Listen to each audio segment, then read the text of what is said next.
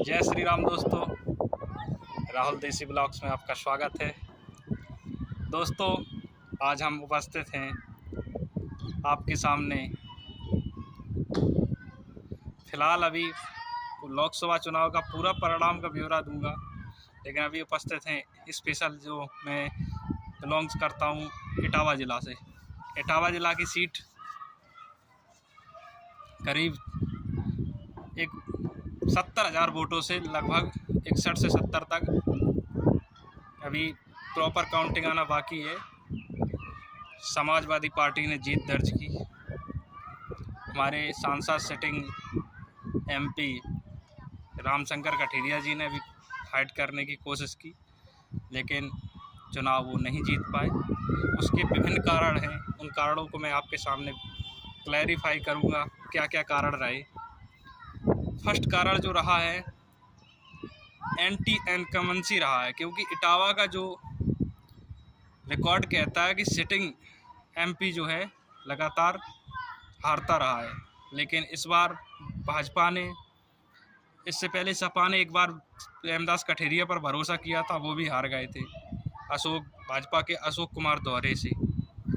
इस बार बीजेपी ने मोदी जी की लोकप्रियता को देखते हुए सांसद रामाशंकर कठेरिया को दोबारा टिकट देने का काम किया। इससे पहले ये यहाँ पर सिटिंग एमपी तो थे ही, उसके पहले आगरा भी एमपी होकर आए थे। आगरा से फिर इटावा जीते।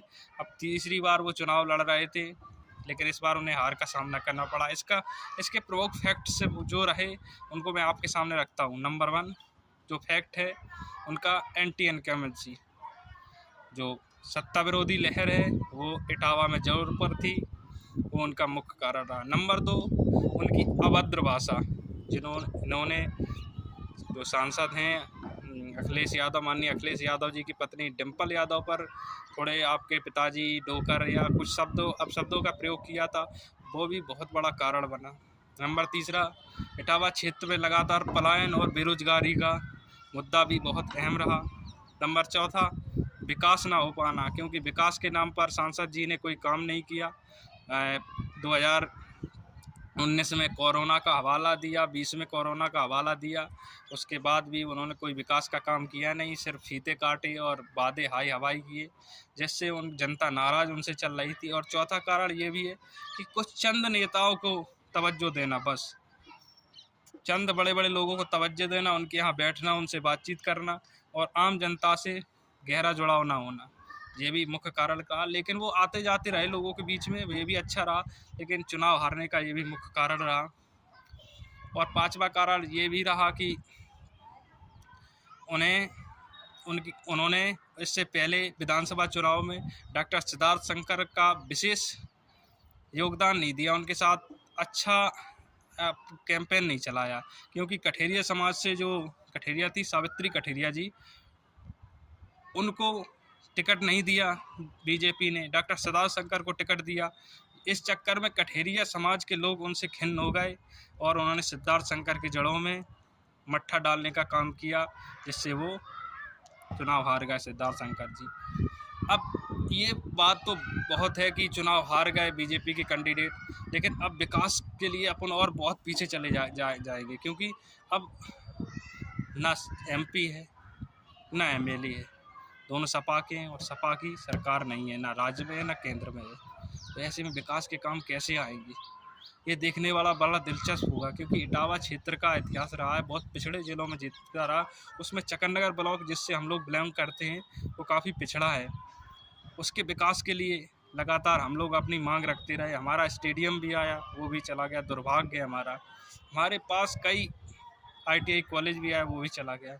हम अपने गांव के सीनियर नेताओं का किसी का विरोध नहीं करता, सब हमारे सम्मानित हैं, लेकिन उन्हें अपने विकास के लिए क्षेत्र के काम करना चाहिए, क्योंकि अब पुराना ज़माना तो रहा नहीं, आपके कहने पर पूरा गांव वोट डाल देता था। अब गांव का युवा और गांव का हर व्यक्ति शिक्षित है, समझदार है, 2-4 लोगों के कहने से कोई वोट नहीं डालता।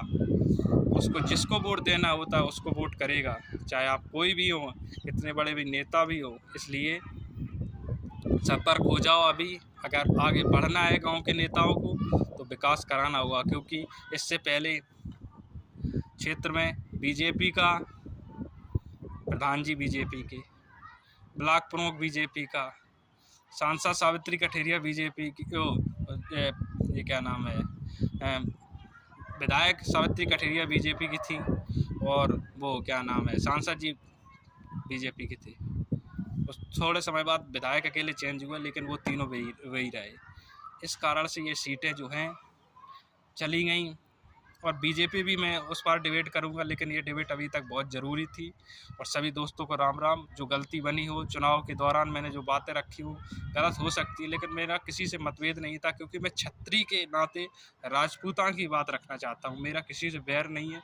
अगर जो राजपूताना के लिए गलत बोलेगा, और इन्होंने चकन नगर में यहाँ पर चौराहे पर रैली भी नहीं निकलने दी सांसद महोदय और अन्य बीजेपी के नेताओं ने, ये भी बहुत बड़ा कारण बना। इस तरह से नाराज़गी बढ़ती गई जनता की, और चुनाव हार गए। कोई बात नहीं, चुनाव तो हारे जीते रहते हैं। चुनाव से अपन को कोई मैटर नहीं है।